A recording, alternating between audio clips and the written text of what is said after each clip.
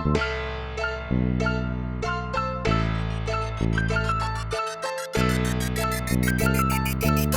everyone, I'm so excited to be here. I just posted on my stories as well, and I didn't caption it, but I just put on my stories. But every Wednesday, starting now, every Wednesday at 9:30 a.m., I am going to be going live talking about mindset and being enough, and just like there's so many struggles in entrepreneurship. So I'm just super stoked, and to show you that you can do anything you put your mind to, and then as long as you work towards it and you get right back up, it doesn't matter how many times you fall, because you'll be able to you can do it. You can do anything you put your mind to.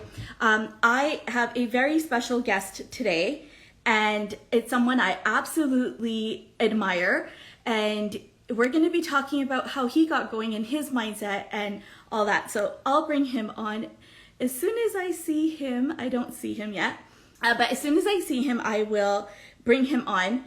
But, you know, there's so many things that stop us from achieving what we want to achieve. And there's so many things that prevent us from stepping forward. And it's like mindset, it's how we're being raised.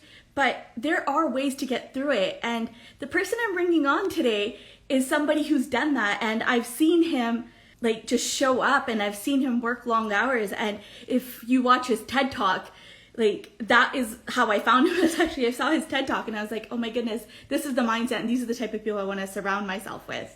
My entrepreneurial journey has not been easy. Like I posted about it a few days ago, and you know, there's a lot of hate. The people have a lot of negative stuff to say, and sometimes we just have to show up and just do what we have to do. Hi, Parmish. Hey, what's up? How are you? Karo tareef khatam kar lo pehla gaane tu. Acha, yeah, okay. Kiਵੇਂ ਹੋ? Diamond Inshallah. No, I absolutely, I love the song, and Thank it's perfect. And I'm a ਨਾ ਮੈਂ ਮਜ਼ਾਕ ਕਰਦਾ ਸੀ, ਮੈਂ seriously ਨਹੀਂ ਸੀ ਕਹਿੰਦਾ ਇਹ ਗੱਲ. No, but it's true. Okay, well, so, kyunki what's that called? It's lockdown, and ਸਾਰੇ ਨਾ ਵੱਡੇ 5-6 ਬੰਦੇ 100 ਬੰਦੇ ਦੇ show ਕਰਨਾ ਵਿਆਹ ਕਰਨਾ ਮੰਗਦੇ, and it's like, okay, let's settle down with like 10 ਬੰਦੇ 20 ਬੰਦੇ. Yeah, but now it's ਤੁਹਾਡੇ ਫਿਰ ਮੇਰੇ ਖਿਆਲ ਕੈਨੇਡਾ ਚ ਕਿੰਨੇ ਬੰਦਿਆਂ ਦਾ ਵਿਆਹ ਹੋ ਸਕਦਾ ਹੁਣ? in BC 50. Yeah. BC ਜਿੱਥੇ okay. ਤੂੰ ਜਾ ਕੋਈ ਚੱਕਰ ਨਹੀਂ ਲੱਡੋ. Okay, love you. So it's 50 people. ਹਾਂਜੀ. But ਹੋਰ ਦੱਸੋ ਕਿਵੇਂ ਆ? TikTok, ਤੁਸੀਂ ਦੱਸੋ. Hold on, I'm going to bring up my questions.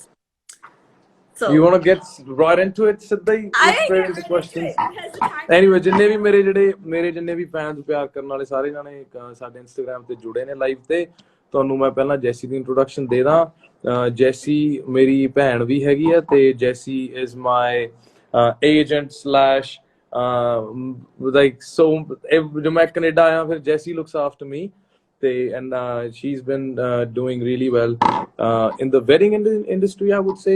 She's a established wedding planner. I think chota word hai wedding planner, and now she's ventured into coaching, lifestyle coaching, plus you know wedding industry ਨਾਲ ਜਿੰਨੇ ਵੀ ਬੰਦੇ ਜੁੜਨਾ ਚਾਹੁੰਦੇ ਨੇ. So anyway, ਮੈਂ ਬੜਾ ਭਾਗਾਂ ਵਾਲਾ ਕਿ ਤੁਸੀਂ ਮੈਨੂੰ ਐਡੀ ਕੀ ਕਹਿੰਦੇ ਨੇ ਆਪਣੀ ਇੰਟਰਵਿਊ 'ਚ ਮੈਨੂੰ ਸ਼ਾਮਲ ਕੀਤਾ, ਤੇ ਜਨਰਲੀ ਮੈਂ ਜ਼ਿਆਦਾ ਇੰਟਰਵਿਊ ਦਿੰਦਾ ਨਹੀਂ. So I think ਵਧੀਆ ਬਹਾਨੇ ਸਿਰ ਗੱਲਾਂ ਕਰਾਂਗੇ. All right. So for my audience, my audience is very mixed. So it's not just Indians. I've got a very mixed audience. For them, you want me to speak in English? That would be greatly appreciated. And Punjabi. We'll do a mix. ਜਿੱਥੇ ਜਿਹੜੀ ਮੈਂ ਚੀਜ਼ English 'ਚ ਨਾ ਪਤਾ ਹੋਈ ਫਿਰ ਤੁਸੀਂ ਦੱਸ ਦਿਓ ਕਿ ਇੰਗਲਿਸ਼ 'ਚ ਐਂ ਕਹਿੰਦੇ ਨੇ. Okay. So when and how did you get started? Like, I've watched your TED Talk. So I think it's so inspiring. Thank you. I think I've told you that like 100 times. Yeah, thank you very much. So for someone who doesn't know your beginning, I would love for you to talk about it. I think I've spoken a lot about my beginning, both in the industry and when I went to Australia. Yeah. But to cut it short, I moved to Australia in 2007. I think I was 16, 17 years old. I went there as an international student, I did my diploma ਤੇ ਮੈਂ ਫਿਰ ਉੱਥੇ job ਕਰਦਾ ਸੀ ਪਹਿਲਾਂ. I used to work in a restaurant, then I started working in the gym, and then eventually I quit everything. I moved back to India and I started working in the Punjabi music industry. The reason I say Punjabi music industry is because I did a lot of different jobs. You know, I worked as an assistant director initially. I kind of worked with production in a couple of films. Then I ventured into music video direction. That then I started singing songs and I've done movies. So I'm producing a lot of content as well. ਤੇ ਹੁਣ ਜਿਹੜੇ ਨਵੇਂ artist ਆ ਰਹੇ ਨੇ, there are a lot of new singers that we working with, ਜਿਵੇਂ ਲਾਡੀ ਸਾਡੇ ਨਾਲ ਹੈ ਨਾ, ਸੋ ਅਸੀਂ ਲਾਡੀ ਦੇ ਕੰਟੈਂਟ ਤੇ ਕੰਮ ਕਰ ਰਹੇ ਹਾਂ. So now in a way, I mean, I'm trying to say this as humbly ਹੈ ਨਾ as I can, but we are in a way mentoring ਜਿਹੜੇ ਨਵੇਂ ਮੁੰਡੇ ਆ ਰਹੇ ਨੇ. So they don't face the same ਕੀ ਕਹਿੰਦੇ ਨੇ, they don't go through the same rigorous process that I did. So ਮੈਂ generally ਕਹਿਣਾ ਹੁੰਦਾ ਕਿ ਜੇ ਮੇਰੀ 3 ਸਾਲ ਦੀ ਜਾਂ 4 ਸਾਲ ਦੀ struggle C, if I could just cut down your struggle by a year and a half, that would make me feel ਕਿ ਮੇਰੀ struggle 3.5 ਸਾਲ ਦੀ ਰਹੇਗੀ.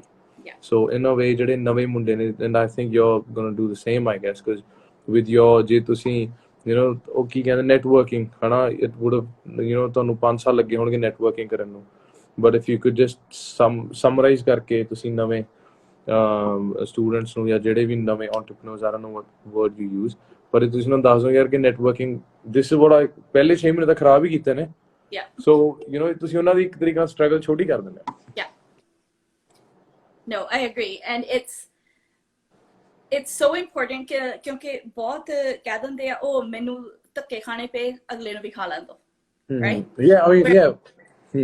Right? It's a vicious cycle, I think.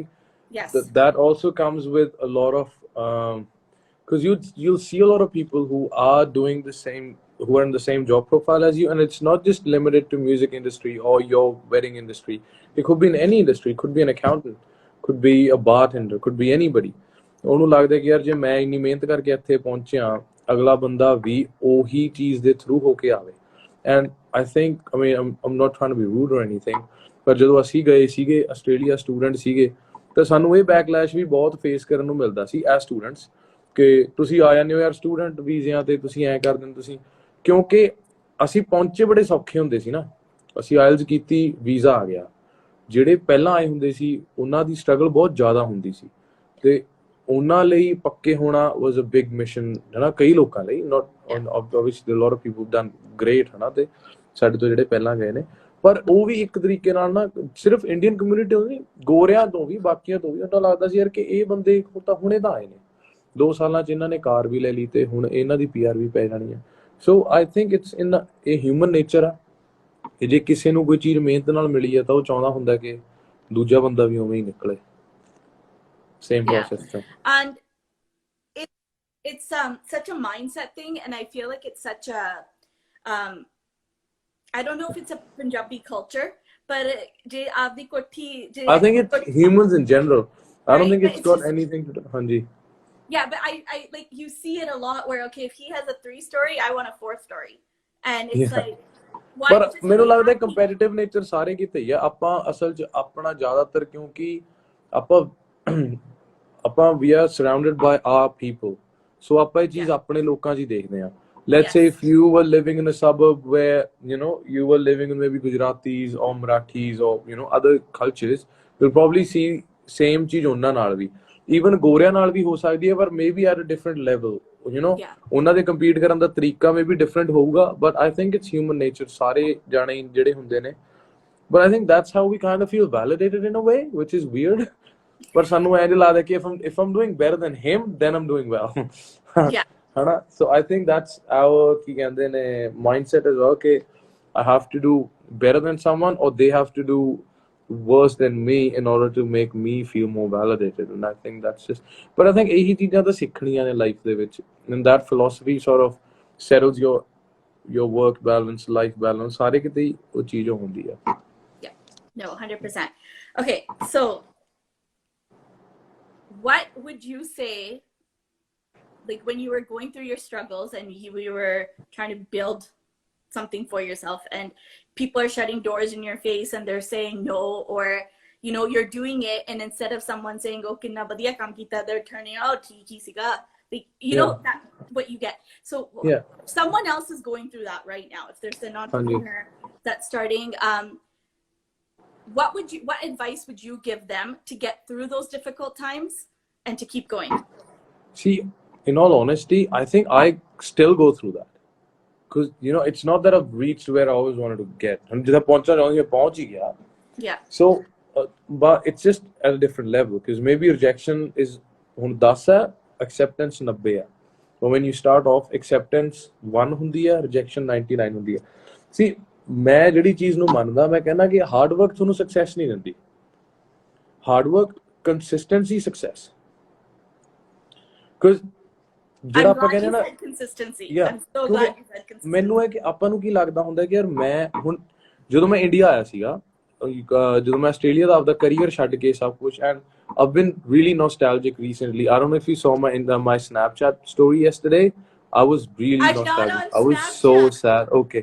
I was so sad. I posted a picture of of Harbour Bridge, and I wrote, if there was a word for I don't know, the sadness, nostalgia, and just I was so sad last night.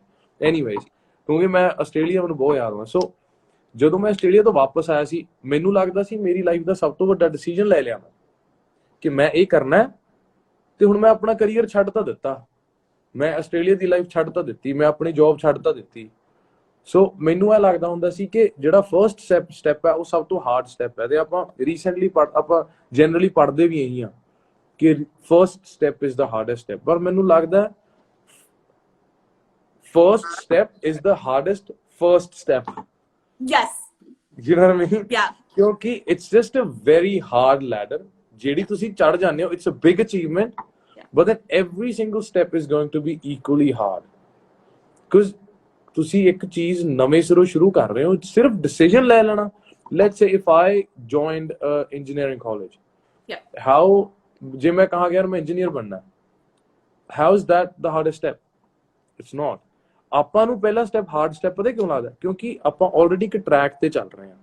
ਉਸ track ਤੋਂ ਅਨਪਲੱਗ ਹੋ ਕੇ ਦੂਜੇ track ਤੇ ਚੜਨਾ ਆਪਾਂ ਨੂੰ ਬਹੁਤ and it is very hard for a lot of people. Yeah. It took me a lot of time.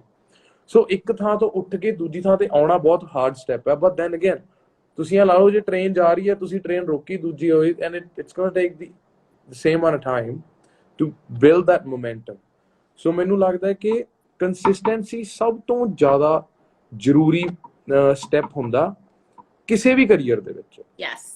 ਜੇ ਮੈਂ ਆਸਟ੍ਰੇਲੀਆ ਜਾ ਕੇ ਰੈਸਟੋਰੈਂਟ 'ਚ ਜੌਬ ਕਰਦਾ ਤੇ ਪਹਿਲਾ ਦਿਨ ਤਾਂ ਉਹ ਜੌਬ ਦਾ ਵੀ ਵਧੀਆ ਨਹੀਂ ਸੀ ਹੋਣਾ. I mean, I don't know if you've done this, but when you move houses, ਜਦੋਂ ਆਪਾਂ ਇੱਕ ਘਰ ਤੋਂ ਦੂਜੇ ਘਰ 'ਚ ਜਾਂਦੇ ਆ, ਈਵਨ ਤਾਂ ਦੂਜਾ ਘਰ ਆਪਣਾ ਹੁੰਦਾ, ਪਰ ਪਿਛਲਾ ਘਰ ਫਿਰ ਵੀ ਘਰ ਲੱਗ ਰਿਹਾ ਹੁੰਦਾ ਤੇ ਨਵਾਂ ਘਰ ਨਹੀਂ ਲੱਗਦਾ. So it takes time. Consistency ਚਾਹੀਦੀ ਆ. Then I think ਉਹ ਸਭ ਤੋਂ ਔਖਾ ਪਾਰਟ ਹੁੰਦਾ ਇੱਕ ਡਿਸੀਜਨ ਲੈ ਕੇ ਉਸ ਡਿਸੀਜਨ ਨਾਲ ਸਟਿਕ ਕਰਨਾ. Because I'll give you an example. ਜਦੋਂ ਮੈਂ when I started making music videos in India, my budget would generally be around $300 to $400 or $500 ਹਨਾ. If I'm lucky, maybe $1,000 ਹਨਾ. 50,000 60,000 ਰੁਪਇਆ ਹੁੰਦਾ ਸੀਗਾ.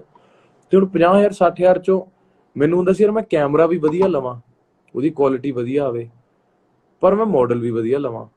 ਹੁਣ ਜੇ ਮੈਂ ਫੀਮੇਲ ਲੀਡ ਲੈ ਲਈ ਵਧੀਆ, ਉਹ she is going to charge me a lot of money, then I'd have to compromise with the ਕੀ ਕਹਿੰਦੇ ਨੇ with the quality of the video.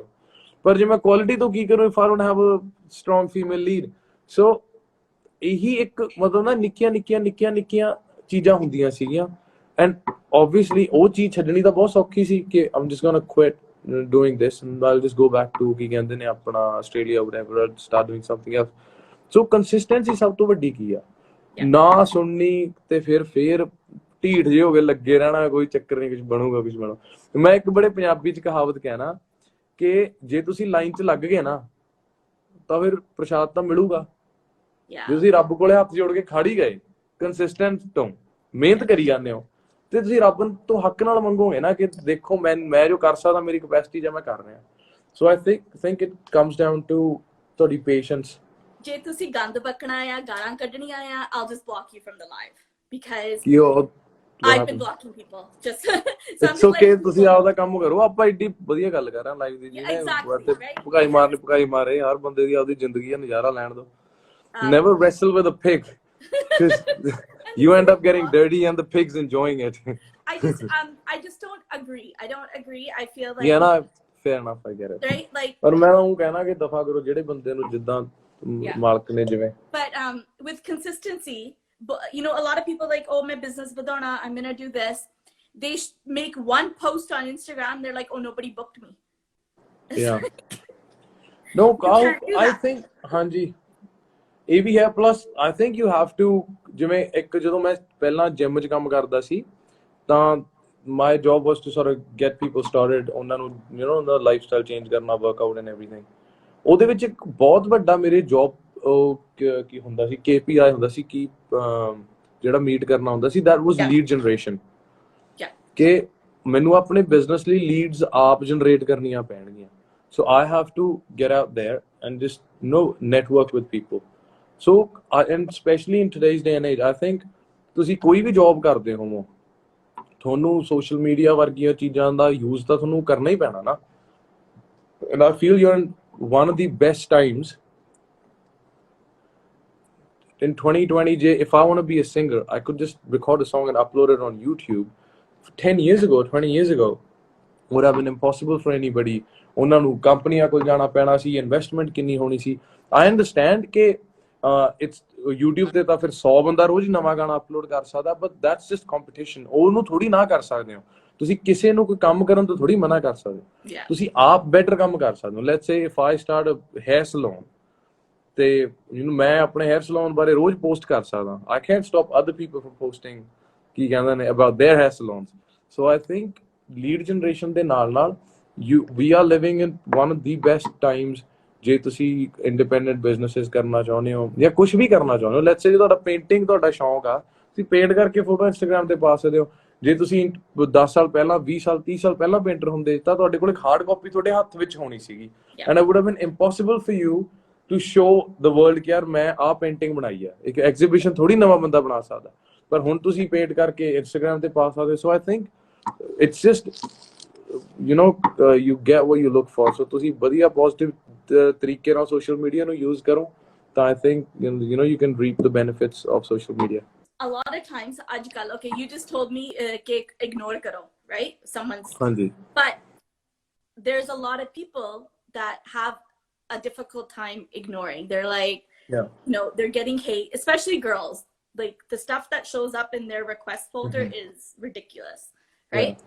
So what advice do you have for those that they're trying but regardless of where they go, what they do, all they're getting is hate? Like how do you overcome? ਮੈਂ ਨਾ ਇਹ ਚੀਜ਼ਾਂ ਨੂੰ and ਮੈਂ ਇਸ ਚੀਜ਼ ਬਾਰੇ ਤਾਂ ਤੁਹਾਨੂੰ ਇਹ ਗੱਲ ਕਹਾ ਹੇਟ ਨੂੰ ਲੈ ਕੇ, ਜੇ ਮੈਂ ਇਸ ਚੀਜ਼ ਤੇ 100% ਓਵਰਕਮ ਕਰ ਚੁੱਕਾ ਹੋਵਾਂ ਇਸ ਚੀਜ਼ ਨੂੰ. Okay. ਮੈਂ ਵੀ ਇੱਕ ਹਿਊਮਨ ਬੀਇੰਗ ਆ, ਮੈਨੂੰ ਵੀ ਬੜੀਆਂ ਚੀਜ਼ਾਂ ਬੋਦਰ ਕਰਦੀਆਂ ਨੇ. 20 ਵਾਰੀ ਮੈਂ ਵੀ ਖਿੱਚ ਕੇ ਕਿਸੇ ਬੰਦੇ ਨੂੰ ਰਿਪਲਾਈ ਕਰ ਸਕਦਾ ਹਨਾ, ਪਰ ਮੈਂ ਇਸ ਚੀਜ਼ ਦਾ ਇੱਕ ਆਪਣੀ ਅੰਡਰਸਟੈਂਡਿੰਗ ਦੱਸਦਾ. Let's say if there is somebody who doesn't like you, let's say there is somebody ਜੋ ਤੁਹਾਡੀ ਫੋਟੋ ਦੇਖਦਾ ਉਹ ਥੱਲੇ ਗਾਲ ਕੱਢ ਦਿੰਦਾ ਜਾਂ ਕਹਿੰਦਾ I don't like your music, or says I don't like your movie, or says I don't like your ਤੁਸੀਂ ਜੋ ਵੀ ਕੰਮ ਕਰਦੇ. ਸੋ ਮੈਂ ਉਹਦੀ ਇੰਟਰਪ੍ਰੀਟੇਸ਼ਨ ਦੋ ਤਰੀਕੇ ਨਾਲ ਲੈਂਦਾ. ਪਹਿਲੀ ਗੱਲ ਤਾਂ ਇਹ ਆ ਕਿ ਜਿਹੜੇ ਬੰਦੇ ਨੂੰ ਮੇਰਾ ਮਿਊਜ਼ਿਕ ਨਹੀਂ ਪਸੰਦ, that means ਉਹਨੇ ਮੇਰੇ ਕਦੇ ਸ਼ੋਅ ਤੇ ਨਹੀਂ ਆਉਣਾ. ਜਿਹੜੇ ਬੰਦੇ ਨੂੰ ਮੇਰੀ ਫਿਲਮ ਨਹੀਂ ਪਸੰਦ, that means ਉਹਨੇ ਕਦੇ ਮੇਰੀ ਫਿਲਮ ਨਹੀਂ ਦੇਖਣੀ. ਜਿਹੜੇ ਬੰਦੇ ਨੂੰ ਮੈਂ ਨਹੀਂ ਚੰਗਾ ਲੱਗਦਾ, ਉਹਨੇ ਮੇਰੇ ਕੋਈ ਵਿੱਚ ਹੋਏ ਪ੍ਰੋਡਕਟ ਨੂੰ ਖਰੀਦਣਾ ਨਹੀਂ. So that person is useless for me. So his opinion doesn't matter. Exactly. ਜਿਹੜੇ ਬੰਦੇ ਨੇ ਮੇਰੇ ਤੋਂ, ਜਿਹਨੇ ਮੇਰਾ ਗਾਣਾ ਨਹੀਂ ਸੁਣਨਾ, ਮੈਨੂੰ ਮੇਰੀ ਫਿਲਮ ਨਹੀਂ ਦੇਖਣੀ ਤੇ ਮੈਨੂੰ ਗਾਲਾਂ ਕੱਢਣੀਆਂ ਨੇ, ਜਾਂ ਤਾਂ ਹੋਵੇ ਨਾ ਮੈਂ ਕਹਾਂ ਕਿ ਬੰਦਾ, ਜੇ ਉਹ ਬੰਦਾ ਮੈਨੂੰ ਜੇ ਕ੍ਰਿਟਿਸਾਈਜ਼ ਕਰਨਾ ਤੇ ਹੇਟ ਕਰਨਾ, they are two very different things. ਜੇ ਮੈਨੂੰ, and I'll give an example.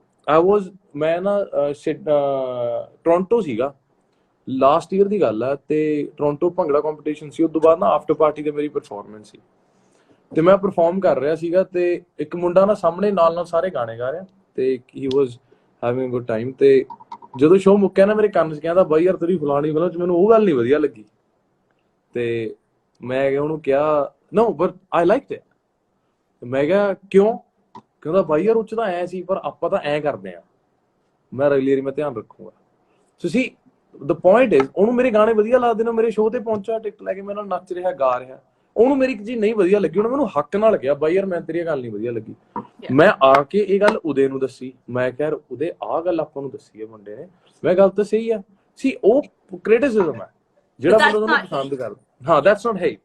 ਜਿਹੜਾ ਬੰਦਾ ਕਰਦਾ ਹੀ ਤੁਹਾਨੂੰ ਹੇਟ ਆ ਤਾਂ ਉਹਦੀ ਓਪੀਨੀਅਨ ਮੈਟਰ ਹੀ ਨਹੀਂ ਕਰਨੀ ਚਾਹੀਦੀ। ਦੂਜੀ ਗੱਲ, ਮੈਂ ਇਸ ਚੀਜ਼ ਨੂੰ ਹੋਰ ਸੁਣ, ਲੈਟਸ ਸੇ ਆਪਣੇ ਥੱਲੇ ਮੇਬੀ 100 ਕਮੈਂਟ ਆ, 100 ਕਮੈਂਟ ਵਿੱਚ ਇੱਕ ਬੰਦੇ ਨੇ ਗਾਲ ਕੱਢਤੀ, ਮੈਂ ਉਹਨੂੰ ਲੱਭ ਕੇ ਬਲੌਕ ਕਰਨ ਦੀ ਥਾਂ ਤੇ ਜਾਂ ਉਹਨੂੰ ਵਾਪਸ ਗਾਲ ਕੱਢਣ ਦੀ ਥਾਂ ਤੇ ਜਿਹੜੇ 99 ਬੰਦੇ ਲਵ ਯੂ ਕਹਿ ਰਹੇ ਨੇ ਉਹਨਾਂ ਨੂੰ ਟਾਈਮ ਨਹੀਂ ਦੇ ਰਿਹਾ। ਸੋ ਆਈਡੀਅਲੀ ਜੇ ਮੈਂ ਇੱਕ ਬੰਦਾ ਜਿਹੜਾ ਹੇਟ ਕਰ ਰਿਹਾ ਉਹਨੂੰ ਟਾਈਮ ਦੇਣ ਦੀ ਥਾਂ ਤੇ I should rather B focusing on the other people ਜਿਹੜੇ ਮੈਨੂੰ ਮੇਰੇ ਕੰਮ ਨੂੰ ਐਪਰੀਸ਼ੀਏਟ ਕਰ ਰਹੇ ਨੇ। Last but not least, we could talk about this all day, ਪਰ ਤੁਸੀਂ ਕਦੇ ਵੀ ਨਹੀਂ ਦੇਖੋਗੇ ਕਿਸੇ ਸਕਸੈਸਫੁਲ ਬੰਦੇ ਨੂੰ ਕਿਸੇ ਨੂੰ ਹੇਟ ਕਰਦੇ।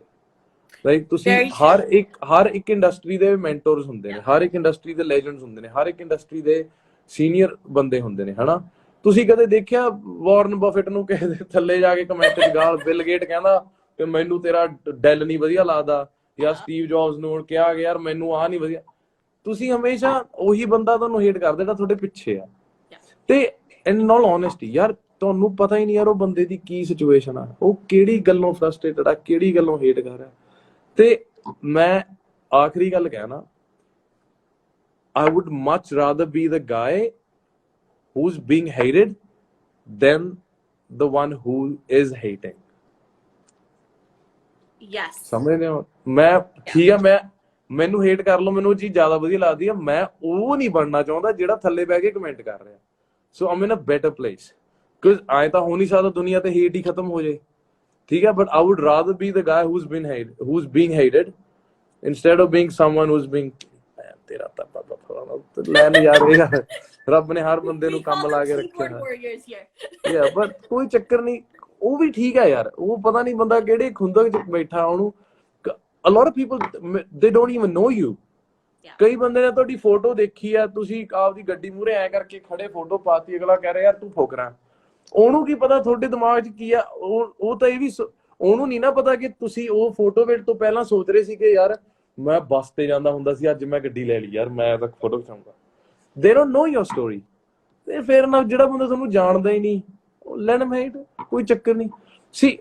ਆਪਾਂ ਹੁਣ ਜਿਹੜੇ 10 ਮਿੰਟ ਇਸ ਟੌਪਿਕ ਦੇ ਲਾਏ ਨੇ, ਇਹਦੇ ਨਾਲੋਂ ਆਪਾਂ ਨੂੰ ਇਸ ਚੀਜ਼ ਤੇ ਫੋਕਸ ਕਰਨਾ ਚਾਹੀਦਾ। No, but Parmish, there's so many people ਜਿਹੜੇ ਇਸ ਪੁਆਇੰਟ ਤੇ ਹਜੇ ਨਹੀਂ ਪਹੁੰਚੇ that they're able to be like, okay, I'm not gonna let it get to me. Yeah. Oh no, fair. And they needed to hear you say. It took me ਇੰਨੇ ਸਾਲ to get over it. ਮੈਂ ਵੀ ਤਾਂ ਇਹ ਚੀਜ਼ਾਂ ਨੂੰ, ਮੈਂ ਜਦੋਂ ਨਵਾਂ ਇੰਡਸਟਰੀ 'ਚ ਆਇਆ ਸੀਗਾ, ਮੈਨੂੰ ਵੀ ਇਹ ਚੀਜ਼ਾਂ ਬਹੁਤ ਮੈਟਰ, ਹਲੇ ਵੀ ਬਹੁਤ ਮੈਟਰ ਕਰਦੀਆਂ ਨੇ। ਤੁਹਾਡੇ ਆਈਡੀਓਲੋਜੀ ਨੂੰ ਲੈ ਕੇ, ਤੁਹਾਡੇ ਬਿਲੀਫ ਸਿਸਟਮ ਨੂੰ ਲੈ ਕੇ ਰੋਜ਼ ਲੋਕ ਕੁਐਸਚਨ ਕਰਨਗੇ। ਸੋ ਆਈ ਥਿੰਕ ਇਹ ਤਾਂ ਦਿਸ ਇਜ਼, ਤੁਹਾਨੂੰ ਥਿਕ ਸਕਿਨ ਰੱਖਣੀ ਪੈਣੀ ਹੈ ਇਸ ਚੀਜ਼ ਨੂੰ ਲੈ ਕੇ, ਕਿਉਂਕਿ ਤੁਸੀਂ ਦੇਖਣਾ ਕਿ ਮੈਂ ਕਹਿਣਾ ਹੁੰਦਾ ਕਦੇ ਵੀ don't let success get to your brain and failure get to your heart. ਜੇ ਆਪਾਂ ਨੂੰ ਹਰ ਓਪੀਨੀਅਨ ਇਹ ਮੈਟਰ ਕਰੂਗੀ ਨਾ, ਫਿਰ ਤਾਂ ਇਟ ਬੀਇੰਗ ਸੈਡ ਇਜ਼ ਇਨਐਵਿਟੇਬਲ। ਫਿਰ ਤਾਂ ਦੁੱਖ ਖੜਾ ਹੀ ਆ ਮੂਰੇ। ਤੁਸੀਂ ਦੁਨੀਆ ਦੇ ਸਭ ਤੋਂ ਚੰਗੇ ਬੰਦੇ ਬਣ ਜਾਓ, ਇੱਕ ਬੰਦਾ ਫਿਰ ਵੀ ਤੁਹਾਨੂੰ ਗਾਲ ਕੱਢ ਦੂਗਾ। ਦੁਨੀਆ ਤਾਂ ਪਲੀਜ਼ ਕਰ ਹੀ ਨਹੀਂ ਸਕਦੇ ਤੁਸੀਂ। ਨਾ 100% ਲੋਕਾਂ ਨੇ ਟਰੰਪ ਨੂੰ ਪਿਆਰ ਕੀਤਾ ਸੀ, ਨਾ ਬਰਾਕ ਓਬਾਮਾ ਨੂੰ ਕੀਤਾ ਸੀਗਾ। ਤੇ ਸੋ ਇਹ ਤਾਂ ਤੁਹਾਨੂੰ ਹਮੇਸ਼ਾ ਲੋਕ ਮਿਲਣਗੇ। But I think I like that though. Don't let success get to your head, and don't let and failure get to your and this is interesting. I was actually speaking to my niece yesterday. ਤੇ ਮੈਂ ਉਹਨੂੰ ਇਹੀ ਗੱਲ ਸਮਝਾ ਰਿਹਾ ਸੀ। ਮੈਂ ਕਿਹਾ ਜੇ ਮੇਰਾ ਕੋਈ ਗਾਣਾ ਬਹੁਤ ਜ਼ਿਆਦਾ ਚੱਲ ਜਾਂਦਾ ਜਾਂ ਮੇਰੀ ਫਿਲਮ ਬਹੁਤ ਜ਼ਿਆਦਾ ਚੱਲ ਜਾਂਦੀ ਹੈ, ਮੈਂ ਬਹੁਤ ਜ਼ਿਆਦਾ ਖੁਸ਼ ਨਹੀਂ ਹੁੰਦਾ, ਕਿਉਂਕਿ ਅਗਲੇ ਨੇ ਥੋੜੀ ਉਹਨਾਂ ਚੱਲਣਾ। ਤੇ ਜੇ ਕੋਈ I saw you when the movie came out. You were just like ਮੈਂ ਚੁੱਪ ਸੀ, ਯਾਦ ਆ ਉਦਣ ਮੈਂ ਚੁੱਪ ਕਰਕੇ ਬੈਠਾ, ਠੀਕ। ਤੇ ਜੇ ਗਾਣਾ ਨਹੀਂ ਚੱਲਦਾ ਤੇ ਮੈਂ ਕੋਈ ਦੁਖੀ ਵੀ ਨਹੀਂ ਹੁੰਦਾ ਕਿ ਹਰ ਗਾਣਾ ਥੋੜੀ ਫਲॉप ਹੋਊਗਾ। ਠੀਕ ਹੈ ਨਾ। ਸੋ ਤੁਸੀਂ ਇੱਕ ਨਿਊਟਰਲ ਹੋ ਕੇ, ਪੀਸਫੁਲ ਹੋ ਕੇ ਇੰਜੋਏ ਦ ਪ੍ਰੋਸੈਸ। ਸਭ ਤੋਂ ਜਿਹੜੀ ਮੇਨ ਚੀਜ਼ ਹੈ ਨਾ, ਮੈਂ ਹਿੱਟ ਸਿੰਗਰ ਬਣਨ ਥੋੜੀ ਆਇਆ ਸੀ, ਜਾਂ ਮੈਂ ਹਿੱਟ ਐਕਟਰ ਬਣਨ ਥੋੜੀ ਆਇਆ ਸੀ, ਮੈਂ ਤਾਂ ਐਕਟਰ ਬਣਨ ਆਇਆ ਸੀ। ਮੇਰਾ ਜਿਹੜਾ ਗਾਣਾ ਨਹੀਂ ਚੱਲਿਆ, ਮੈਂ ਬਣਾਉਣ ਚ ਤਾਂ ਉਹਨੂੰ ਵੀ ਇੰਜੋਏ ਕਰਿਆ ਨਾ। ਤੇ ਮੇਰੀ ਸਕਸੈਸ ਤਾਂ ਮੈਨੂੰ ਉਸੇ ਦਿਨ ਮਿਲ ਗਈ ਜਦੋਂ ਉਹਨਾਂ ਨੇ ਕਿਹਾ ਰੋਲ ਕੈਮਰਾ ਐਕਸ਼ਨ, ਤੇ ਮੈਂ ਆਪਦਾ ਸ਼ਾਟ ਦਿੱਤਾ। ਮੈਂ ਖੁਸ਼ ਸੀ। ਮੈਨੂੰ ਤਾਂ ਉਸੇ ਵੇਲੇ ਮੇਰੀ ਖੁਸ਼ੀ ਮਿਲ ਗਈ। ਹੁਣ ਉਹਦੀ ਫਾਈਨੈਂਸ਼ੀਅਲ ਆਊਟਕਮ ਕੀ ਆ, ਉਹਦੀ ਉਹ ਚੀਜ਼ਾਂ ਤਾਂ ਬਾਅਦ ਦੀਆਂ ਗੱਲਾਂ ਨੇ। ਸੋ ਇੰਜੋਏ ਦ ਪ੍ਰੋਸੈਸ। ਤਾਂ ਹੀ ਮੈਂ ਕਹਿੰਦਾ ਸਭ ਤੋਂ ਜ਼ਰੂਰੀ ਚੀਜ਼ ਤਾਂ ਇਜ਼ ਟੂ ਫਾਈਂਡ ਕਿ ਯਾਰ ਮੇਰੀ ਖੁਸ਼ੀ ਕਿੱਥੇ ਪਈ ਆ, ਮੈਨੂੰ ਚੰਗਾ ਕੀ ਲੱਗਦਾ। ਜੇ ਕਿਸੇ ਬੰਦੇ ਨੂੰ ਸੱਚੀ ਪੇਂਟਿੰਗ ਕਰਨੀ ਚੰਗੀ ਲੱਗਦੀ ਆ ਨਾ, ਤਾਂ ਮੈਂ ਤੁਹਾਨੂੰ ਲਿਖ ਕੇ ਦਿੰਦਾ, ਜੇ ਉਹਨੇ ਉਹ ਪੇਂਟਿੰਗ ਉਹਦੀ ਕਿਸੇ ਨੂੰ ਨਹੀਂ ਵੀ ਵਧੀਆ ਲੱਗੀ, ਉਹਨੇ ਬਣਾਉਣ 'ਚ ਇੰਜੋਏ ਕੀਤੀ ਆ, ਤਾਂ ਉਹਨੂੰ ਮੈਟਰ ਨਹੀਂ ਕਰੂਗਾ ਦੂਜੇ ਬੰਦੇ ਨੂੰ ਪੇਂਟਿੰਗ ਵਧੀਆ ਲੱਗੀ ਕਿ ਨਹੀਂ ਲੱਗੀ, ਕਿਉਂਕਿ ਉਹਨੇ ਚੀਜ਼ ਨੂੰ ਇੰਜੋਏ ਕੀਤਾ। And if you don't love yourself, if you don't like yourself, how could you expect others to like you? Exactly. So you enjoy the process. Money, success is byproduct of hard work, है ना? So ਤੁਸੀਂ ਤਾਂ ਚੁੱਪ ਕਰਕੇ ਮਿਹਨਤ ਕਰਨੀ ਆ, ਉਹਦਾ ਇੰਜੋਏ ਕਰਨਾ। ਉਹ ਚੀਜ਼ਾਂ ਦਾ ਉਹ ਤਾਂ ਤੁਹਾਡੇ ਫੈਕਟਰਸ ਤੁਹਾਡੇ ਹੱਥ 'ਚ ਹੀ ਹੈ ਨਹੀਂ, ਤੁਹਾਡੇ ਹੱਥ ਵਿੱਚ ਤੁਹਾਡਾ ਕੰਮ ਹੈ, ਉਹਨੂੰ ਤੁਸੀਂ ਇੰਜੋਏ ਕਰ ਸਕਦੇ ਹੋ। When you were first starting, and people that are first starting, right? If you can give yourself one piece of advice that... To my younger self? Yes. What would it be? ਯਾਰ ਰੋਟੀ ਖਾ ਲਿਆ ਕਰ ਰੱਜ ਕੇ ਤੇ ਫਿਕਰ ਨਾ ਕਰ। ਸੱਚੀ ਮੈਂ ਇੰਨੀ ਵਾਰੀ ਨਾ ਲੰਚ ਬ੍ਰੇਕ 'ਚ ਬੈਠੇ ਹੀ ਰਹਿਣਾ, ਸੋਚੀ ਜਾਣਾ। ਮੈਨੂੰ ਇਹ ਹੁੰਦਾ ਸੀ ਜੇ ਮੈਂ ਇੰਡੀਆ ਚਲਾ ਜਾਊਂਗਾ ਤੇ ਜੇ ਮੇਰਾ ਕੁਝ ਨਾ ਬਣਿਆ ਤੇ ਮੈਨੂੰ ਵਾਪਸ ਆਸਟ੍ਰੇਲੀਆ ਆਉਣਾ ਪੈਣਾ, ਤੇ ਮੈਨੂੰ ਸਾਰੇ ਬੇਇੱਜ਼ਤੀ ਕਰਨਗੇ ਕਿਉਂ ਗਿਆ ਸੀ ਹੀਰੋ ਬਣਨ। ਤੇ ਮੇਰੇ ਨਾਲ ਹੁੰਦੀ ਵੀ ਸੀਗੀ ਜਦੋਂ ਮੈਂ ਸਟਰਗਲ ਕਰ ਰਿਹਾ ਸੀ। ਤਾਂ ਮੈਨੂੰ ਸੀ ਯਾਰ ਪਰੂ ਪੈਸੇ ਸੇਵ ਕਰਕੇ ਜਾ, ਤਾਂ ਕਿ ਜਦੋਂ ਵਾਪਸ ਆਵੇਂ ਤਾਂ ਕਿਸੇ ਨੂੰ ਕਹਿਣਾ ਨਾ ਪਏ ਬਾਈ $2000 ਦੇ ਦੇ, $4000 ਦੇ ਦੇ, ਥੋੜੇ ਪੈਸੇ ਸੇਵ ਕਰਕੇ ਜਾ। ਤੇ ਮੈਂ ਉਦੋਂ ਫੀਸਾਂ ਮੈਂ ਉਹੀ ਮੂਰਖਤਾ ਨਾ, ਕਦੇ ਮੀਲ ਨਹੀਂ ਖਾ, ਬਰਗਰ ਦੀ ਦੁਕਾਨ ਤੇ ਖੜੇ ਰਹਿਣਾ ਮੈਕਡੋਨਲਡ ਦੇ, $7 ਦੀ ਮੀਲ ਲਈਏ ਕਿ $2 ਵਾਲੇ 2 ਬਰਗਰ ਲੈ ਲਈਏ। ਮੈਂ ਉਹ $2-3 ਬਚਾਉਂਦਾ ਰਹਿੰਦਾ ਸੀ। ਤੇ ਇਹ ਗੱਲ ਬਹੁਤ ਵੱਡੀ ਆ, ਤੁਹਾਨੂੰ ਮੇ ਵੀ ਇਹ ਗੱਲ ਦਾ ਨਹੀਂ ਪਤਾ, ਪਰ ਜਿਹੜੇ ਸਟੂਡੈਂਟਸ ਹੁੰਦੇ ਨੇ ਨਾ, ਉਹ ਜਦੋਂ ਤੁਸੀਂ ਕਮਾਈ $300 ਰਹੇ ਹੋ, ਤੁਸੀਂ ਰੈਂਟ ਵੀ ਭਰਨਾ, ਤੁਹਾਡਾ ਟਰੈਵਲ ਵੀ ਹੈ ਹਨਾ, ਤੁਸੀਂ ਕਾਰਡ ਵੀ ਲੈਣਾ ਟ੍ਰੇਨ ਦਾ, ਤੇ ਤੁਹਾਡੀ ਗਰੋਸਰੀ ਵੀ ਹੈ, ਤੁਸੀਂ $1-2 ਬਚਾਉਣੇ ਹੋ। ਤੇ ਮੈਨੂੰ ਬੜੀ ਵਾਰੀ ਐਂ ਲੱਗਿਆ ਕਿ ਜੇ ਮੈਂ ਥੋੜਾ ਜਿਹਾ ਬਸ ਮੈਨੂੰ ਪਤਾ ਹੁੰਦਾ ਕਿ, ਕਿਉਂਕਿ ਮੇਰਾ ਕਿਹੜਾ ਕੋਈ ਗੋਡ ਫਾਦਰ ਸੀ, ਮੇਰਾ ਕਿਹੜਾ ਕੋਈ ਮੈਂਟਰ ਸੀਗਾ, ਤੇ ਆਪ ਹੀ ਰਾਜ ਲੱਭਣੇ ਪਏ। ਕਦੇ 2 ਮਹੀਨੇ ਇੱਧਰ ਲਾ ਲਏ, 2 ਮਹੀਨੇ ਇੱਧਰ ਲਾ ਲਏ, ਇੱਧਰ ਕਰ ਲਿਆ, ਹੱਥ ਪੱਲਾ ਮਾਰ ਕੇ। ਤਾਂ ਮੈਂ ਜੇ ਆਪਦੇ ਯੰਗਰ ਸੈਲਫ ਨੂੰ ਮਿਲਾਂ, ਬਸ ਮੈਨੂੰ ਇੰਨਾ ਕਹਾਂ ਕਿ ਯਾਰ ਤੂੰ ਫਿਕਰ ਨਾ ਕਰ, ਇੰਨੀ ਟੈਨਸ਼ਨ ਨਾਲ ਆ। ਮੈਂ ਬਹੁਤ ਜ਼ਿਆਦਾ ਫਿਕਰ ਕਰਦਾ ਹੁੰਦਾ ਸੀ, ਬਟ ਆਈ ਥਿੰਕ ਉਹ ਵੀ ਬਹੁਤ ਜ਼ਰੂਰੀ ਸੀਗੀ ਉਦੋਂ। ਜੇ ਮੈਂ ਉਦੋਂ ਫਿਕਰ ਨਾ ਕਰਦਾ, ਉਦੋਂ ਨਾ ਉਵੇਂ ਕੰਮ ਕਰਦਾ, ਮੇ ਵੀ ਸ਼ਾਇਦ ਮੈਂ ਅੱਜ ਜੋ ਹਾਂ ਮੈਂ ਉਹ ਨਾ ਬਣਦਾ। ਸੋ I wouldn't change anything ਜੋ ਜਿੱਦਾਂ ਮੇਰੀ ਲਾਈਫ ਰਹੀ ਹੈ। And maturity comes with time, you know, you can't expect a 21-year-old to act like a 30-year-old. So, you know, I think you grow with time. And then ਤੁਸੀਂ ਆਪਦੇ learning experiences ਨੇ। Okay, so we've done mindset. I've done positivity, which is my main reason for doing this call, because I know I've struggled with it. After 17 years in business, I've still, you know, everyone goes through it. But something positive. I don't know if you're allowed to say, but is there any new exciting projects coming for 2020? Because I know you had, after Diamond the Challa, you had one other song, but I'm still stuck on Diamond the Challa. Yeah, Hayatoba is doing really well. So my true passion was acting, है ना? But along to get to acting, you know, music video direction, our direction became my मेरा path बन गया. And I honestly enjoyed every single moment of making music videos. In fact, ਜਦੋਂ ਮੈਂ music videos ਕਰਨੀਆਂ ਬੰਦ ਕੀਤੀਆਂ, ਫਿਲਮਾਂ ਕਰ ਰਿਹਾ ਸੀ, I used to miss, you know, music video shoots ਤੇ ਸਾਰਾ ਕਰਨਾ। ਤੇ ਮੈਨੂੰ ਯਾਦ ਹੈ ਇੱਕ ਦਿਨ ਅਸੀਂ ਬੈਠੇ ਸੀਗੇ ਤੇ ਹਾਏ ਤੋਬਾ ਗਾਣਾ ਨਿਰਮਾਣ ਨੇ ਸੁਣਾਇਆ, ਸ਼ਿਪਰਾ ਵੀ ਆਈ ਹੋਈ ਸੀਗੀ, ਤੇ we were sitting in maybe Shipra ਦੇ ਘਰੇ ਬੈਠੇ ਸੀ ਜਾਂ ਨਿਰਮਾਣ ਦੇ, ਉਹਨਾਂ ਨੇ ਗਾਣੇ ਸੁਣ ਰਹੇ ਸੀ ਨਾ। ਤੇ ਮੈਂ ਵੈਸੇ ਹੀ ਜਿਵੇਂ ਆਪਾਂ ਪ੍ਰੈਕਟਿਸ ਨਹੀਂ ਕਰਨ ਲੱਗ ਜਾਂਦੇ, ਜਿਵੇਂ ਆਪਾਂ ਨੂੰ ਅਸਾਈਨਮੈਂਟ ਮਿਲੀ ਹੁੰਦੀ ਆ, ਮੈਂ ਉਹਦਾ ਕਨਸੈਪਟ ਜਿਹਾ ਡਿਜ਼ਾਈਨ ਕਰਨ ਲੱਗ ਗਿਆ, ਇੱਕ ਕਨਸੈਪਟ 2-3, ਤੇ ਉਹ it was like a 30-minute meeting ਜੀ। ਮੈਂ ਇੰਨਾ ਇੰਜੋਏ ਕੀਤਾ ਨਾ, ਆਈ ਕੇਮ ਬੈਕ ਚਾਰਜਡ। ਤੇ ਮੈਂ ਲਾਡੀ ਨੂੰ ਕਿਹਾ, ਮੈਂ ਕਿਹਾ ਲਾਡੀ ਕਿੰਨਾ ਵਧੀਆ ਲੱਗਿਆ ਹਨਾ, ਇੰਨੀ ਦੇਰ ਬਾਅਦ ਵੀਡੀਓ ਦਾ ਕਨਸੈਪਟ ਬਣਾਇਆ ਇਹ ਉਹ। ਤੇ ਮੈਂ ਉਹਨਾਂ ਨੂੰ ਕਹਿਤਾ, ਮੈਂ ਕਿਹਾ ਆਹ 2-3 ਤਰੀਕੇ ਨਾਲ ਸ਼ੂਟ ਕਰ ਸਕਦੇ ਹੋ ਤੁਸੀਂ। ਤੇ ਨਿਰਮਾਣ ਮੇਰੇ ਬਹੁਤ ਕਲੋਜ਼ ਹੈ। ਮਾਈ ਸੌਂਗ ਆਦਤ ਜਿਹੜਾ ਨਿੰਜੇ ਨੇ ਗਾਇਆ ਸੀਗਾ, ਤੇ ਉਹ ਨਿਰਮਾਣ ਨੇ ਲਿਖਿਆ ਸੀਗਾ, ਤੇ ਉਹ ਮੈਨੂੰ ਉਦੋਂ ਦਾ ਜਾਣਦਾ, ਮੇਰੇ ਮਿਊਜ਼ਿਕ ਵੀਡੀਓਜ਼ ਬਣਾਉਣ ਤੋਂ ਪਹਿਲਾਂ ਦਾ ਮੈਨੂੰ ਜਾਣਦਾ।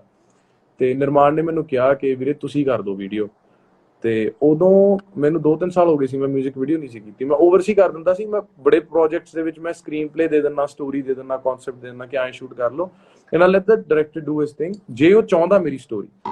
ਤੇ ਮੈਂ 2 ਦਿਨ ਕਨਫਿਊਜ਼ਡ ਰਿਹਾ। ਫਿਰ ਸ਼ਿਪਰਾ ਆਈ, ਉਹਨੇ ਮੈਨੂੰ ਜ਼ੋਰ ਹੀ ਬਹੁਤ ਪਾਤਾ ਕਿ ਨਹੀਂ ਤੁਸੀਂ ਕਰੋ। ਤੇ ਉਹ ਉਸੇ ਕੰਪਨੀ ਤੋਂ ਗਾਣਾ ਆਉਣਾ ਸੀ ਜਿਹੜੇ ਕੰਪਨੀ ਤੋਂ ਮੇਰੇ 2-3 ਗਾਣੇ ਆ ਰਹੇ ਨੇ। ਸੋ ਮੈਨੂੰ ਆਈ ਨਿਊ ਦੀ ਓਨਰਸ ਐਜ਼ ਵੈਲ। ਤੇ ਮੈਂ ਉਹਨਾਂ ਨੂੰ ਕਿਹਾ, ਮੈਂ ਗਾਣਾ ਤਾਂ ਬਣਾ ਦੂੰ, ਪਰ I want this song to be ਦਿਲ ਦੀਆਂ ਗੱਲਾਂ ਵਾਈਬ। ਕਿ ਮੈਂ ਚਾਹੁੰਦਾ ਨਹੀਂ ਕਿ, ਕਿਉਂਕਿ ਗਾਣੇ ਦੀਆਂ ਪਹਿਲਾਂ ਲਾਈਨ ਸੀ, ਦਿਲ ਕਹਿੰਦਾ ਹੈ ਕਰ ਮੁਹੱਬਤ, ਦਿਮਾਗ ਕਹਿੰਦਾ ਕਰ ਤੋਬਾ। ਸੋ ਇੱਕ ਡਿਲੇਮਾ ਜਿਹਾ, ਕਨਫਿਊਜ਼ਨ ਜੀ ਹੈ ਬੰਦੇ ਦੀ। ਉਹ ਕਨਫਿਊਜ਼ਨ ਪਿਆਰ ਤੋਂ ਪਹਿਲਾਂ ਹੁੰਦੀ ਹੈ, ਪਿਆਰ ਤੋਂ ਬਾਅਦ ਨਹੀਂ ਹੁੰਦੀ। ਜਦੋਂ ਪਿਆਰ ਹੋ ਗਿਆ ਫਿਰ ਤਾਂ ਮੁਹੱਬਤ ਹੋਊਗੀ ਨਾ। ਸੋ ਮੈਂ ਕਿਹਾ, ਮੈਂ ਚਾਹੁੰਦਾ ਕਿ ਮੈਂ ਪਿਆਰ ਤੋਂ ਪਹਿਲਾਂ ਵਾਲਾ ਜਿਹੜਾ ਫੇਜ਼ ਨਹੀਂ ਹੁੰਦਾ, ਜਿਹੜੀ ਇਨਫੈਕਚੁਏਸ਼ਨ ਜਾਂ ਉਹ ਜਿਹੜਾ ਤੁਸੀਂ ਉਹ ਇਨੋਸੈਂਟ ਜਿਹਾ ਪੀਰੀਅਡ ਹੁੰਦਾ, ਤੇ ਮੈਂ ਉਹੋ ਜਿਹੇ ਫੀਲ ਦਾ ਗਾਣਾ ਬਣਾਉਣਾ ਚਾਹੁੰਦਾ ਸੀ। So I think within a week we went to New York. We shot that song in like 3-4 days. We were there for 5-6 ਦਿਨ ਲਈ ਗਏ, 3 ਦਿਨ ਸ਼ੂਟ ਕੀਤਾ, and then we came back. ਤੇ ਆਉਣ ਸਾਰ ਕੋਵਿਡ ਹੋ ਗਿਆ ਤੇ ਲੋਕਡਾਊਨ ਹੋ ਗਿਆ। ਸੋ I was ਤੇ ਅਬ ਮੈਂ ਕੋਈ ਕੰਮ ਵੀ ਨਹੀਂ ਕੀਤਾ Covid. So I was kind of excited ਕਿ ਯਾਰ ਇਹ ਗਾਣਾ ਆਵੇ ਬਾਹਰ। ਤੇ I was a little worried ਕਿ ਮੈਂ ਇੰਨੀ ਦੇਰ ਬਾਅਦ ਮਿਊਜ਼ਿਕ ਵੀਡੀਓ ਕੀਤੀ। I don't know if people remember the kind of music videos that I used to make, because you know 2-3 ਸਾਲ ਕਿੰਨਾ ਨਵਾਂ ਕੰਟੈਂਟ ਆਉਂਦਾ, so many new video directors and everyone's doing such an amazing job। ਤੇ ਪਰ I'm glad ਕਿ ਕਮੈਂਟਾਂ 'ਚ ਇੰਨੇ ਜ਼ਿਆਦਾ ਮੈਸੇजेस ਆਏ, ਇੰਨੇ ਕਮੈਂਟਸ ਆਏ। Diamond Da Challa was obviously an amazing experience because you know Neha Kakkar is my favorite female vocalist। ਤੇ ਮੈਂ ਨੇਹਾ ਨੂੰ ਦਿਖਾ ਰਿਹਾ। She was before. Oh really? Wow, well, talk about social media is important for your business। Anyways, no, but I remember in March somebody asked me in my questions कि who's your favorite female singer, ਤੇ I had tagged Neha Kakkar। ਤੇ ਉਦੋਂ 2-3 ਮਹੀਨੇ ਬਾਅਦ ਸਾਡਾ ਗਾਣਾ, ਤੇ I was showing Neha, ਮੈਂ ਕਿਹਾ ਦੇਖੀ ਮੈਂ ਤੇਰਾ ਨਾਮ ਭਰਿਆ ਸੀ 3 ਮਹੀਨੇ ਪਹਿਲਾਂ। ਤੇ but she was lovely to work with, she's such a good human being, she's so innocent, her whole team is amazing। ਤੇ so we did Diamond Da Challa and then Hi Tauba came out। ਤੇ ਨਾਲ ਦੀ ਨਾਲ ਜੋ ਸਬੱਬ ਬਣਦੇ ਨੇ, I have one music, ਮੇਰਾ ਅਗਲਾ ਗਾਣਾ ਵੀ ready ਹੈ, and then we have another music video in which I've featured। ਤੇ that's a Hindi song, and then Laddi song is ready। ਇੰਨੇ ਨੂੰ ਮੇਰਾ ਉਦੋਂ ਅਗਲਾ ਗਾਣਾ ਸ਼ੂਟ ਹੋਣਾ। So after COVID we're trying to get back on track, plus I need to some, you know, there's quite a few things that are lined up। Yeah, I'm excited। I think that was it। So do you have any more movies that are coming out that are on like 2 of my movies were scheduled to shoot this year, both of them were canned because of COVID। one of the movies we actually announced as well, so ਉਹ movie ਹਾਲੇ ਥੋੜੀ late ਹੋ ਗਈ। and then ਆਪਾਂ movie ਕਰ ਰਹੇ ਹਾਂ Canada ਦੇ ਵਿੱਚ, I don't know ਉਹ ਕਦੋਂ ਉੱਤੇ ਆਉਣੀ ਆ। so for Canadian shows and Canada shows and ਕੀ ਕਹਿੰਦੇ ਨੇ networking, you can contact Jessie Khaira। ਤੇ well I'm really looking forward to the movie that we planned in Canada, ਕਿਉਂਕਿ ਮੈਂ ਜਦੋਂ ਦਿਲ ਦੀਆਂ ਗੱਲਾਂ ਵੀ ਕੀਤੀ ਸੀ ਉਦੋਂ ਵੀ ਮੈਨੂੰ ਸੀਗਾ ਕਿ ਆਪਾਂ ਸਟੂਡੈਂਟਸ ਦੇ ਬਾਰੇ I wanted to, ਜਿਹੜਾ ਮੇਨ ਪ੍ਰੋਟੈਗਨਿਸਟ ਮੈਂ ਸਟੂਡੈਂਟ ਚਾਹੁੰਦਾ ਸੀ। ਤੇ but the movie was touch wood, you know, ਸਭ ਤੋਂ ਸਕਸੈਸਫੁਲ ਫਿਲਮਸ ਚੋਂ ਸੀ ਸਾਲ ਦੀ। ਪਰ ਮੈਨੂੰ ਕਿਤੇ ਨਾ ਮੈਂ ਚਾਹੁੰਦਾ ਸੀ ਕਿ ਆਸਟ੍ਰੇਲੀਆ ਜਾਂ ਕੈਨੇਡਾ ਦਾ ਸਟੂਡੈਂਟ ਹੋਵੇ ਤਾਂ ਮੈਂ there's so much more that I could, you know, play with। ਜਿਵੇਂ ਵੈਂਕੂਵਰ, ਜਿਹੜਾ ਤੁਹਾਡੇ ਸਰੀ 'ਚ ਕਿਹੜਾ ਕਾਲਜ ਆ ਆਪਣਾ ਜਿੱਥੇ ਆਪਣੇ ਪੰਜਾਬੀ ਬਹੁਤ ਨੇ? Scotland? Is it Scotland? ਉਹ ਅੱਛਾ, ਉਹ ਸ਼ੈਰਡਨ ਤਾਂ ਟੋਰਾਂਟੋ ਜਾਂ ਹਨਾ?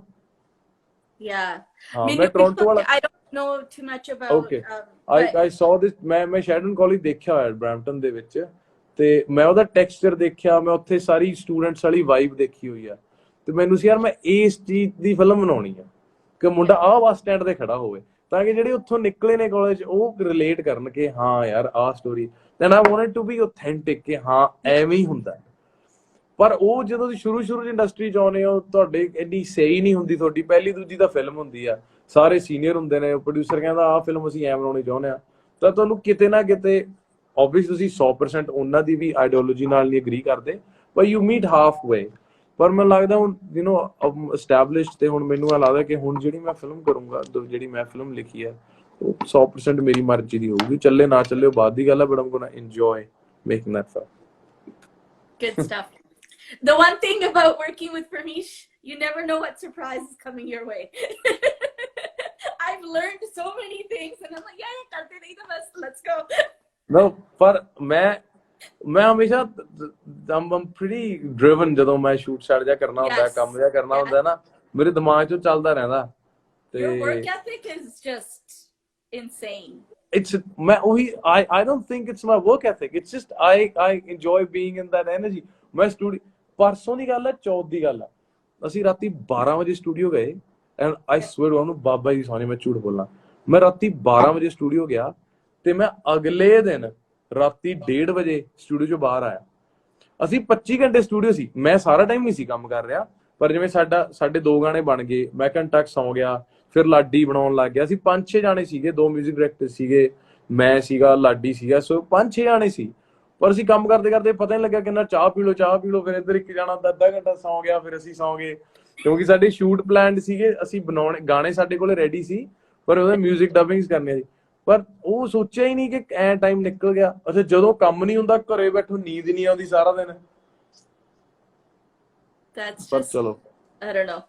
I watch you and I'll watch your Instagram stories and I'm like ਮੈਨੂੰ ਆ ਸਾਰੇ ਵੀ ਜਿੰਨੇ ਵੀ ਪਿਆਰ ਕਰਨ ਵਾਲੇ ਆਪਣੇ ਫੈਨਸ ਕਹਿੰਦੇ ਨੇ ਉਹ ਬਾਈ ਤੂੰ ਸੌਂ ਜਾ 5 ਵਜ ਗਏ ਤੂੰ ਸੌਂ ਜਾ ਮੈਨੂੰ ਕੁੜੀਆਂ ਦੇ ਮੈਸੇਜ ਆਉਂਦੇ ਨੇ ਆਪਨੇ ਰੋਟੀ ਖਾ ਲਈ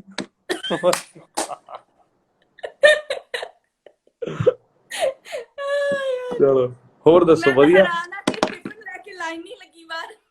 ਨਾ ਇੱਡਾ ਕੁਛ ਨਹੀਂ ਹੁੰਦਾ ਹੈਗਾ ਉਹਦਾ ਚੱਲ ਫਿਕਰ ਕਰਦੇ ਨੇ ਬੰਦੇ I'm joking. ਰੋਟੀ ਰਾਟੀ ਤਾਂ ਮੈਂ ਆਪ ਵੀ ਬਣਾ ਲੈਣਾ ਮੈਂ 20 ਵਾਰੀ ਘਰੇ 3 ਵਜੇ 4 ਵਜੇ ਜਾਣਾ ਮੈਂ ਘਰੇ ਸਟੂਡੀਓ ਤੋਂ ਤੇ ਮੈਂ ਘਰੇ ਜਾ ਕੇ ਆਪ ਹੀ ਰੋਟੀ ਬਣਾ ਕੇ ਖਾ ਕੋ ਲੈਣਾ ਸੋਡੀ ਰੋਟੀ ਮੇਰੀ ਰੋਟੀ ਨਾਲੋਂ ਸੋਹਣੀ ਆ next time we're together we're doing are you born in Canada were you born in Canada ਕਿ ਤੁਸੀਂ ਉੱਧਰ ਗਏ ਸੀ ਬਣੀ ਹੋਈ ਜਾਂ you born in Canada ਉਹਦੀ 5 ਸਾਲ ਰਹੇ ਹੁੰਦੇ ਨਾ ਸਟੂਡੈਂਟ ਕੱਚੇ ਰੋਟੀਆਂ ਤਾਂ ਫੁੱਲਣੀਆਂ ਹੀ ਤੁਹਾਡੀਆਂ No, ਪਤਾ ਕੀ ਆ ਮੰਮੀ ਨੇ ਕਹਿਣਾ ਰੋਟੀ ਲਾ ਡੈਡੀ ਨੇ ਕਹਿਣਾ ਕੋਈ ਨਾ ਚੱਲ ਬਾਅਦ ਰੋਟੀਆਂ ਹੀ ਲਾ ਕੋਈ ਨਾ ਚੱਲ ਲੈ ਲਾ ਡੈਡੀ ਨੇ ਕੋਈ ਨਾ ਕਹੀ ਆਪਾਂ ਪਾਸੇ ਠੀਕ ਆ ਦੱਸ ਇੱਥੇ ਜਵਾਕਾਂ ਨੂੰ ਸੈਂਡਵਿਚ ਦੇ ਕੇ ਸਰ ਜਾਂਦਾ ਨਹੀਂ ਪਰ ਆਏ ਆ ਨਾ ਫਿਰ ਜਦੋਂ ਸਾਡੇ ਜਵਾਕ ਹੋ ਗਏ ਅਸੀਂ ਉਹਨਾਂ ਰੋਟੀਆਂ ਨਹੀਂ ਪਕਾਉਣ ਦੇਣੀਆਂ ਉਹ ਤਾਂ ਇੱਕ ਜਨਰੇਸ਼ਨ ਹੀ ਤੰਗ ਹੁੰਦੀ ਆ ਉਹ ਤਾਂ ਫਿਰ ਅਗਲੀ ਜਨਰੇਸ਼ਨ ਨੂੰ ਤਾਂ ਚਲੋ ਐਂਡ ਆਈ ਥਿੰਕ ਆ ਆਪਣੀ ਕਮਿਊਨਿਟੀ ਦੀ ਬਹੁਤ ਚੰਗੀ ਗੱਲ ਹੈ ਕਿ ਜਿਹੜੀ ਹਾਰਡਸ਼ਿਪ ਆਪਣੇ ਪੇਰੈਂਟਸ ਜਾਂ ਅਸੀਂ ਦੇਖਦੇ ਹਾਂ ਬਾਹਰ ਜਾ ਕੇ ਆਪਾਂ ਕਦੇ ਬੱਚਿਆਂ ਨੂੰ ਨਹੀਂ ਉਹ ਚੀਜ਼ ਦੇਖਣ ਦਿੰਦੇ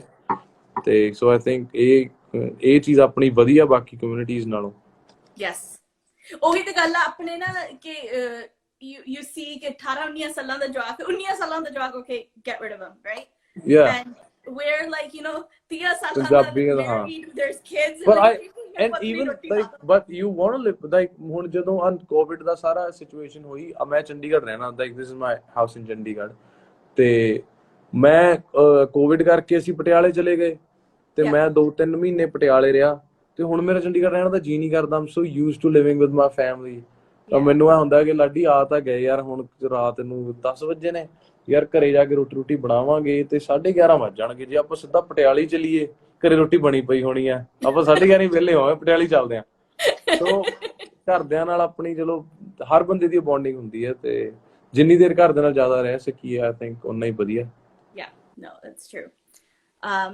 but I look forward hopefully you can make it back to Canada soon definitely projects ਦੇਖਦੇ ਆ we might have something lined up soon so I'm just waiting for the confirmations if that happens yes if not ਤੇ ਫਿਰ ਦੇਖਦੇ ਆ I don't know shows ਕਦੋਂ ਸ਼ੁਰੂ ਹੋਣਗੇ I miss being on the stage I miss performing so let's see I miss watching you perform guys if you're ever on the back end so ਮੈਂ ਪਰਮੀਸ਼ ਦਾ show ਕਿਤੇ stage ਦੇ ਮੂਹਰਿਓਂ ਨਹੀਂ ਦੇਖਿਆ ਹਮੇਸ਼ਾ stage ਦੇ ਪਿੱਛੋਂ ਦੇਖਿਆ ਆ and the chaos you see it's you made me and knock on wood you made me see a different side of the industry that I did not know existed ਚਲੋ ਬਹੁਤ ਪਿਆਰ ਆ ਲੋਕਾਂ ਦਾ yeah it's nice it's so nice like I was like I didn't know like you okay ਜੀ ਆਪਾਂ ਹੋਰ ਗੱਲ ਕਰਦੇ ਹਾਂ ਹੁਣ ਇਹ ਕੋਡ ਹੋਰ ਸੁਣਾਓ ਨਵੀਂ ਕਰ ਸ਼ੁਰੂ ਹੋ ਗਏ sorry ਤੇ ਮਿਲਦੇ ਆ ਆਪਾਂ ਜਦੋਂ ਅਗਲੀ ਵਾਰੀ ਆਏ ਤੇ hopefully next time Aam in Canada ਆ ਕੋਵਿਡ ਜਾਂ ਨਿਬੜ ਜੂਗਾ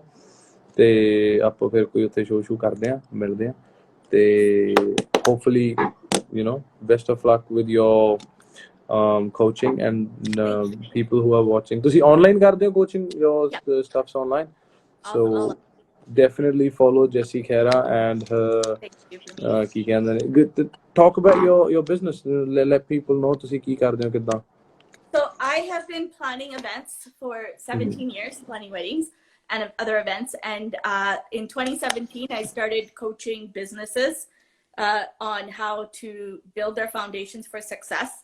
And now I'm doing, bringing your business onto social media, doing your foundations, getting your systems in place so that you're not stressed out and running around and you're able to run a business and have a life. Because as you know, it's go, go, go. And you need that time, right? But I really appreciate you taking time out. No worries. So best of luck with your coaching and to everybody who is working with you or who's going to start. Lucky, if you ever need me, I'm always there. Sounds good. Thanks, Parmish. Adios. Thank you. We'll see you later. Okay. Bye, everyone. Take care. Bye.